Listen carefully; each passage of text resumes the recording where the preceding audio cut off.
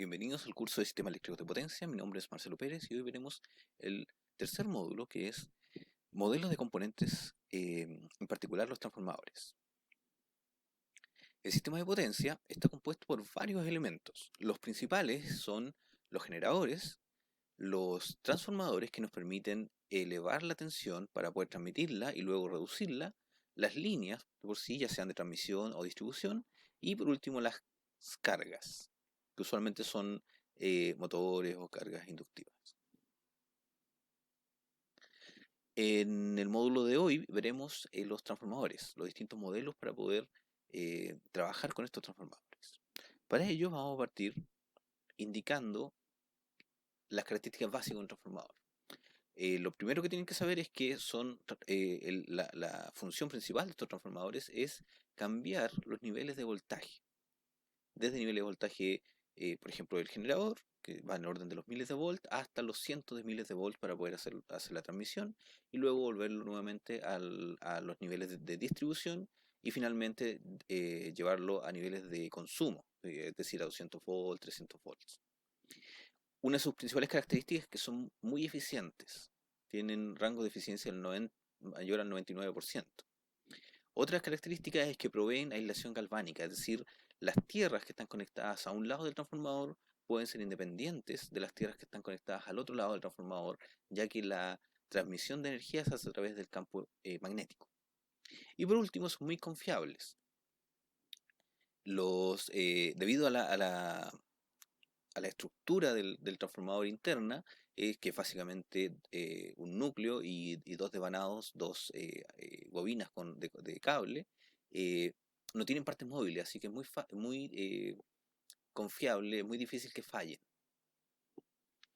Para poder modelar estos transformadores, vamos a partir de un modelo muy simple, que es el modelo del transformador monofásico ideal. En este transformador tenemos un núcleo, que es este que se muestra acá, en donde tenemos conectados dos devanados, un devanado primario que le vamos a llamar con un índice 1 y un devanado secundario que le vamos a llamar con un índice 2. Estos devanados entonces es una bobina que tiene n vueltas, n1 vueltas el primario, n2 vueltas el secundario, por donde yo aplico un voltaje V1 y circula una corriente I1. Lo mismo en el secundario, un V2 y un I2. La circulación de esta corriente genera un campo magnético que fluye en el sentido que se muestra en este dibujo. Y ese campo magnético enlaza ambos devanados. Por lo tanto, se genera una transmisión de potencia entre el primario y el secundario. ¿Cómo modelamos este circuito? Para ello vamos a irnos a la definición de los enlaces de flujo, es decir, la relación entre el voltaje y el enlace de flujo está dado por la derivada. El voltaje, tanto en el primario como en el secundario, es la derivada de los enlaces de flujo. Y los enlaces de flujo significa la cantidad de veces que la bobina envuelve al flujo total. Es decir, se puede escribir como N1 en el primario por el flujo, por la derivada del flujo, y en el caso secundario N2 por la derivada del flujo.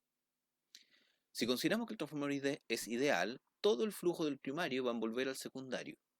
Y por lo tanto, podemos despejar las derivadas, por ejemplo, en el primario y en el secundario, e igualarlas. Y si las igualamos, podemos obtener la relación de voltaje de un transformador ideal. Es decir, el voltaje 1 dividido por N1 tiene que ser igual al voltaje 2 dividido por N2. El N1 y N2 entonces son los que proveen la razón de transformación. ¿Ya? Por ejemplo, si el N1 es 10 y el N2 es 2, o sea, tengo 10 vueltas en el primario y 2 vueltas en el secundario, la relación de transformación es 5, es decir, por cada volt que yo aplique en el primario voy a tener 5 volts en el secundario. Ahora, ¿qué pasa con las corrientes? Para analizar las corrientes tenemos que irnos a la fuerza magnetomotriz, ¿ya? Y escribirla.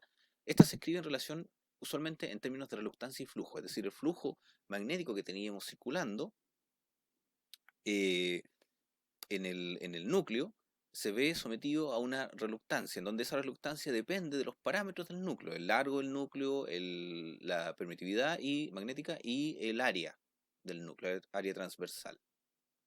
Y esta fuerza magnetomotriz la que está en el núcleo corresponde a la diferencia de las fuerzas electromotrices producidas por las bobinas, ¿ya? Por lo tanto, la fuerza electromotriz total es la resta entre el primario y el secundario y tenemos esta ecuación.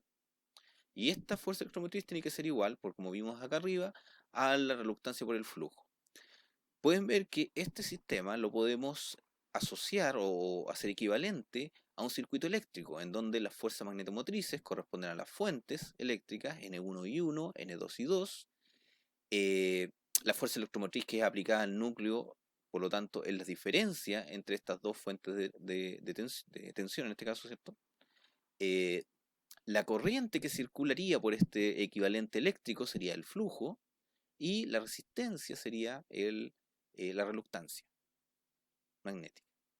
Si estamos considerando un transformador ideal, entonces en este circuito magnético la reluctancia va a ser cero. Y como la reluctancia es cero, entonces nos queda que el término N1 y 1 tiene que ser igual al término N2 y 2 y por lo tanto tenemos la relación de corrientes en un transformador.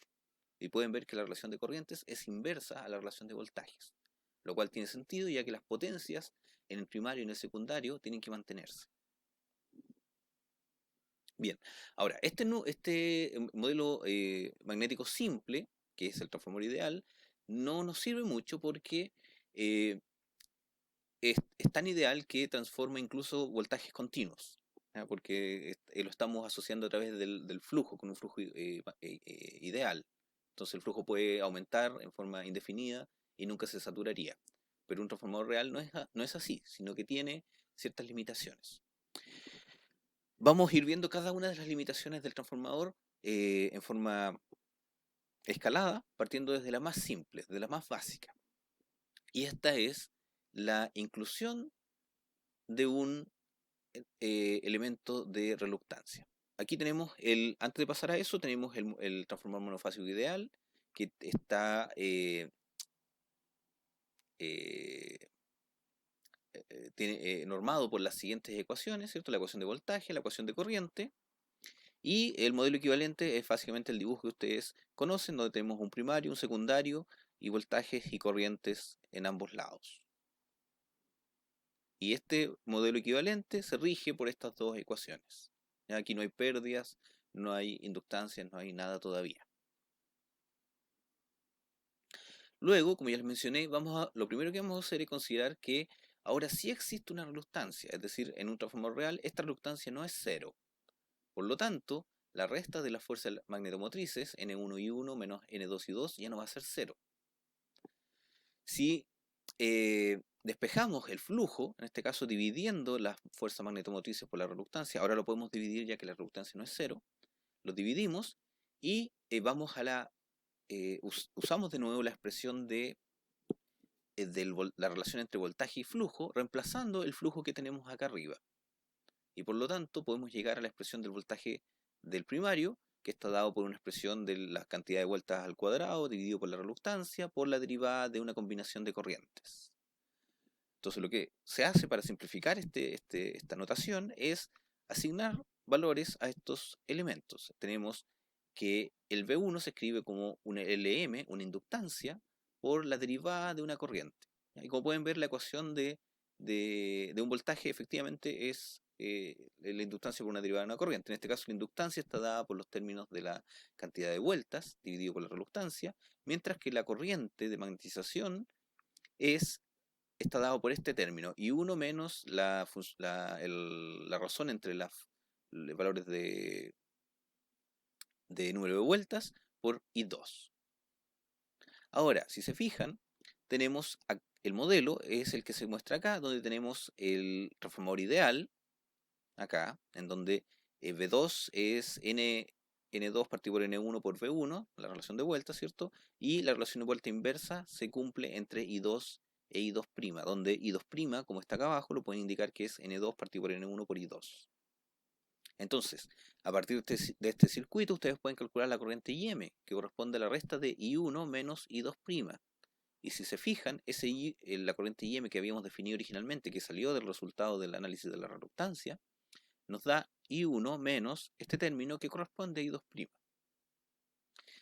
Por lo tanto, en nuestro caso, la relación de corrientes ahora no es entre entrada y la salida, ¿cierto? Aquí en el transformador ideal sigue siendo manteniendo la relación ideal de corriente. O sea, N1 por I1 es igual a N2 por I2, pero ahora entre la entrada y la salida, debido a que hay una inductancia y magnetización entre medio, esa relación ya no se cumple, ¿ya? Porque hay un término adicional.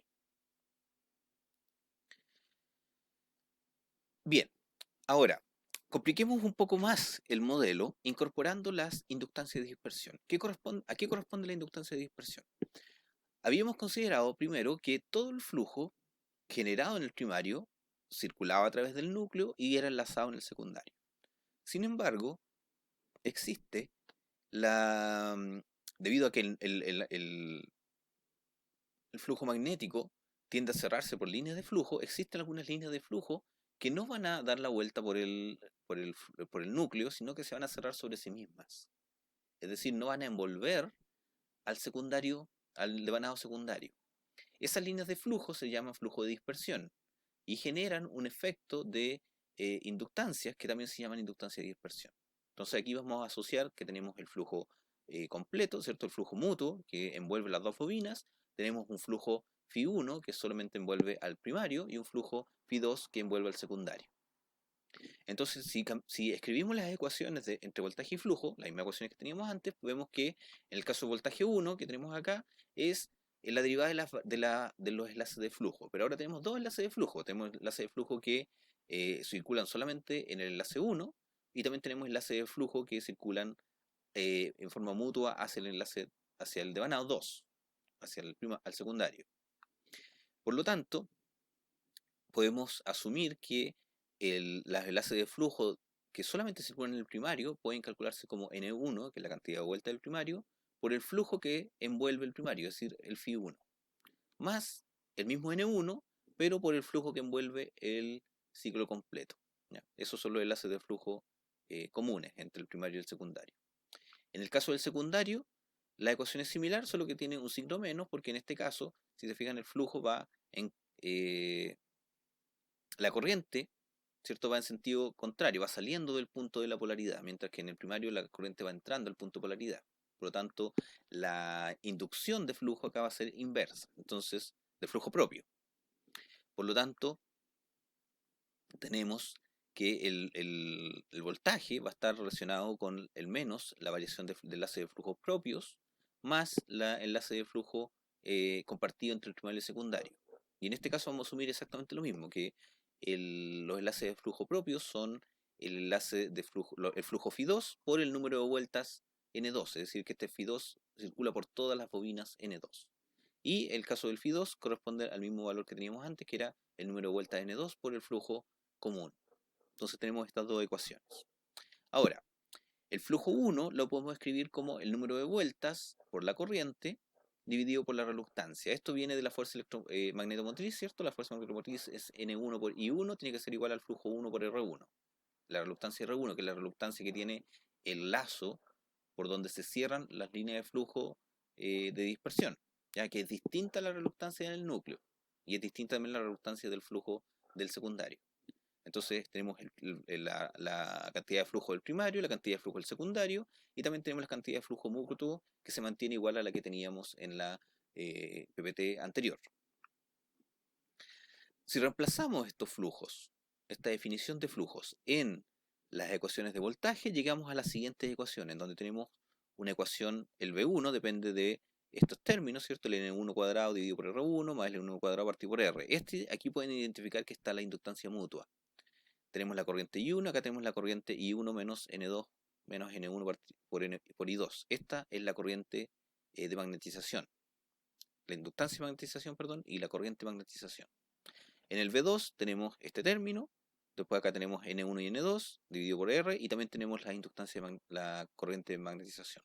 Por lo tanto, podemos escribir este término, estas dos ecuaciones, en términos de inductancias y corrientes. Y nos queda que el V1 es la inductancia L1, que es la inductancia de dispersión que está en el enlace en el primario, ¿cierto? Que son los enlaces de flujo que no se cierran por el secundario, más la inductancia de magnetización por la corriente de magnetización, que es la corriente de acá al medio. Y en el secundario tenemos Algo similar, tenemos la inductancia de magnetización, perdón, la inductancia de dispersión, y tenemos otro término que es el N2 partido por N1 por Lm de IMT, que corresponde al voltaje que cae aquí. Si se fijan, aquí tenemos ese voltaje, el Lm de IM de T, corresponde al voltaje E1. Por lo tanto, si lo pasamos al secundario, va a corresponder a N2 partido por N1 por el mismo valor.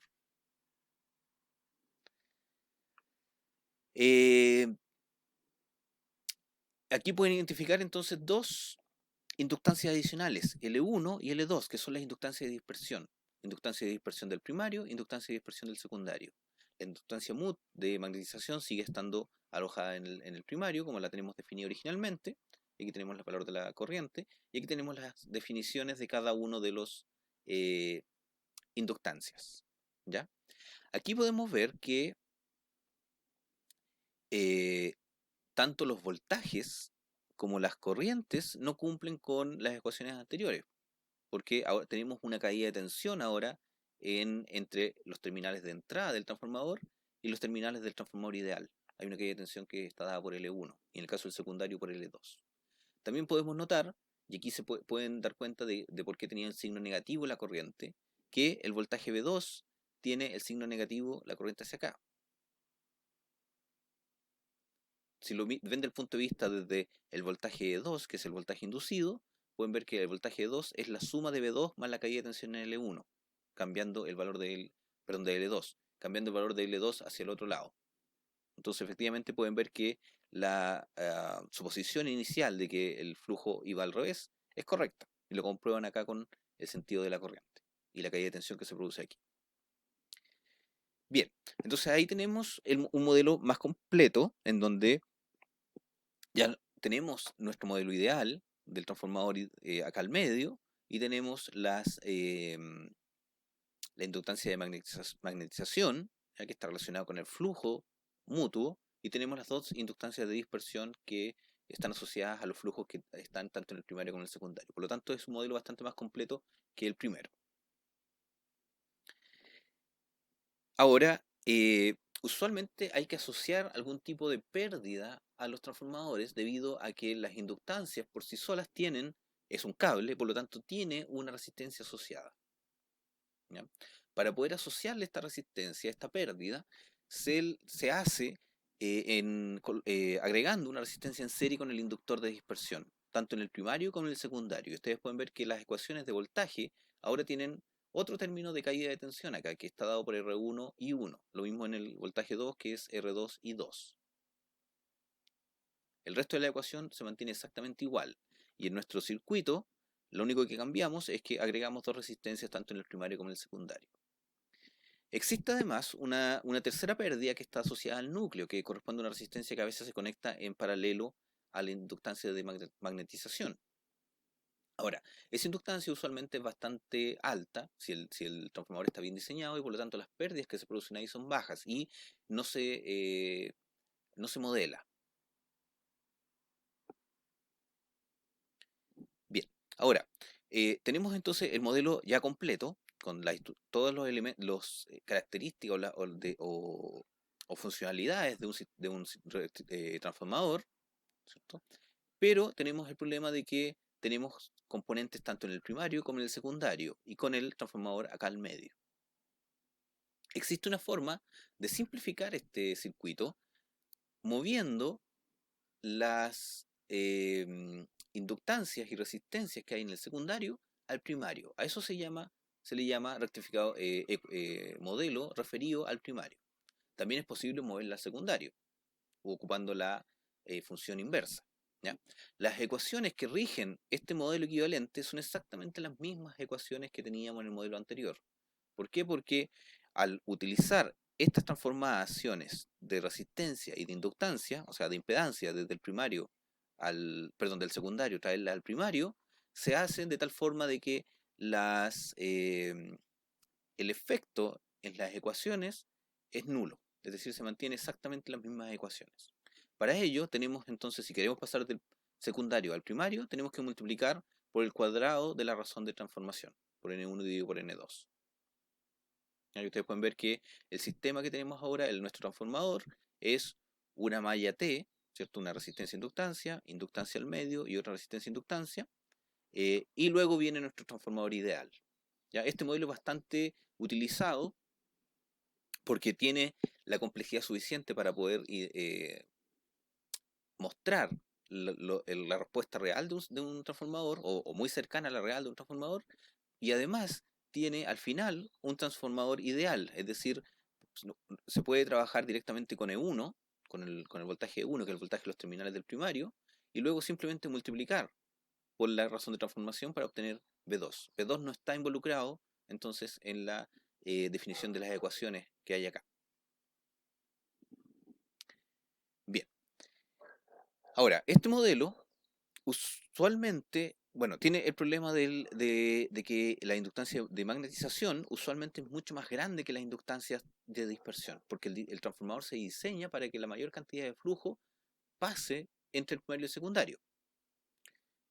Por lo tanto, si consideramos que esta inductancia es muy grande y hacemos el equivalente de todo este sistema, podemos llegar al siguiente modelo simplificado, en donde la inductancia de magnetización, debido a que es mucho más grande, se elimina y simplemente la inductancia y resistencia que están en el primario del transformador corresponden a la suma de las resistencias originales, la del primario y la del secundario, tanto en resistencia como en inductancia de dispersión.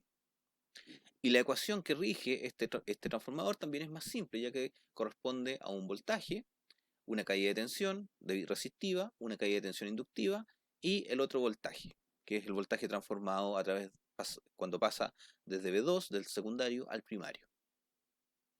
De hecho, después van a ver que esto se simplifica aún más, porque cuando trabajemos con sistemas por unidad, ya no la razón de transformación deja de tener sentido. Y por lo tanto, es simplemente una ecuación de Kirchhoff, de voltajes. Bien, esos son los modelos, y todos los modelos que hemos visto son modelos monofásicos. Son modelos que nos permiten eh, entonces obtener los voltajes y corriente de un sistema donde haya un transformador. Ahora, en los sistemas de potencia no se trabaja con sistemas monofásicos, sino que se trabaja con sistemas trifásicos. Después vamos a ver que existe una forma o un método para poder traspasar un sistema trifásico a monofásico. Y por lo tanto, cuando ya lo tienes monofásico, es mucho más fácil aplicar los modelos que acabamos de analizar. Los modelos, el transformador trifásico, la construcción es bastante parecida al modelo monofásico, solo que en lugar de tener un primario y un secundario, tenemos 3 primarios y 3 secundarios. ¿Ya? Y cada uno de ellos usualmente bobinados como se muestra en esta figura. Entonces tenemos un núcleo con 2 ventanas y 3 piernas, y en cada pierna se bobina, ¿cierto?, el primario y el secundario juntos. Entonces acá tenemos el BA1 indica el primario de la fase A, el BA2 el secundario de la fase A, lo mismo para la fase B, lo mismo para la fase C. En la práctica ustedes pueden ver acá, este es un transformador ya que mantiene esta misma estructura, ahí pueden ver los 3 devanados por separado, y lo que usualmente se hace es no conectar los devanados entre sí, sino que se dejan abiertos, es decir, en el primario se tienen 6, bueno, en particular este que estoy mostrando acá ya están conectados, pero usualmente se dejan desconectados y tenemos entonces 6 conectores en el primario y 6 conectores en el secundario, y depende como yo los conecte, es la configuración en la cual van a trabajar. Si yo los conecto de esta forma, es decir, con un punto neutro, a esta configuración se le llama transformador trifásico estrella, en donde tengo los voltajes de fase aplicados a cada uno de las bobinas y todas conectadas en un puro punto neutro, tanto en el primario como en el secundario. Y por lo tanto, el devanado mismo, el BA1, se conecta entre un punto neutro y la fase A. Solamente ve el voltaje de fase. Lo mismo en la fase B, lo mismo en la fase C. Por lo tanto, la transformación, y en el secundario tenemos exactamente lo mismo. Por lo tanto, la transformación entre primario y secundario pueden ver que es independiente por fase. Si la fase A, que está entre el A y el neutro, se transforma en la misma fase A, entre el A de salida del secundario y el neutro del secundario. Por lo tanto, este tipo de transformador se podría implementar con transformadores monofásicos, si fuera necesario. Pero usualmente se hace a través con un núcleo común, como ya les mostré anteriormente, porque eso permite mejorar el flujo el flujo magnético, la circulación del flujo magnético, eso. También tenemos la configuración triángulo o delta, en donde los devanados ahora no se conectan con un punto neutro, sino que se conectan entre fases. Es decir, el primer devanado del primario, que ustedes ven acá, se conecta entre la fase A y la B. El segundo entre la B y la C, el tercero entre la C y la A, ¿no? Por lo tanto, aquí también tenemos tres líneas de salida, pero solamente, y no tenemos neutro, ¿ya? En el caso del secundario se conecta de la misma forma, y ahí tenemos un transformador triángulo a triángulo, o delta a delta. Este tipo de configuración tiene la característica beneficiosa de que permite eliminar los armónicos triples, porque los armónicos triples circulan internamente dentro del triángulo, no salen hacia las líneas de conexión. Por lo tanto, si por ejemplo, lo conectamos a una carga que tiene un armónico triple, ese armónico no va a llegar a la línea. Y por lo tanto, eh, va a circular solamente aquí dentro y va a mejorar la eficiencia de la transmisión, ¿ya? Por lo mismo, este tipo de transformadores se ocupa bastante perdón, no tiene punto neutro. Por lo tanto, no se ocupa para distribución, porque la distribución yo necesito un punto neutro, en particular si tengo cargas monofásicas. Pero sí se ocupa para la transmisión, porque ya como les mencioné, todas las armónicos triples no van a ser transmitidos, no van a circular. Por supuesto, también se pueden hacer interconexiones entre estrella y delta. Por ejemplo, lo típico es que la entrada de un transformador de distribución sea delta, perdón, en donde viene una línea de transmisión que al otro lado también hay un transformador delta, por lo tanto no hay transmisión de tercer armónico, pero la salida del transformador, el secundario, es estrella, de tal forma que tiene un núcleo disponible, perdón, un neutro disponible. Y así se pueden hacer distintas configuraciones. Bien, con eso terminamos el módulo de hoy. Muchas gracias.